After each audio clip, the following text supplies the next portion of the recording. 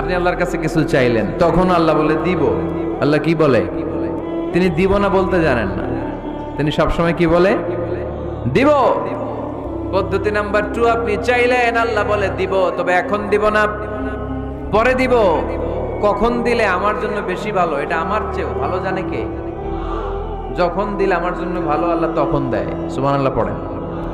পদ্ধতি নাম্বার 3, আমরা চাইলাম, তখন আল্লাহ বলে দিব দিব দিব।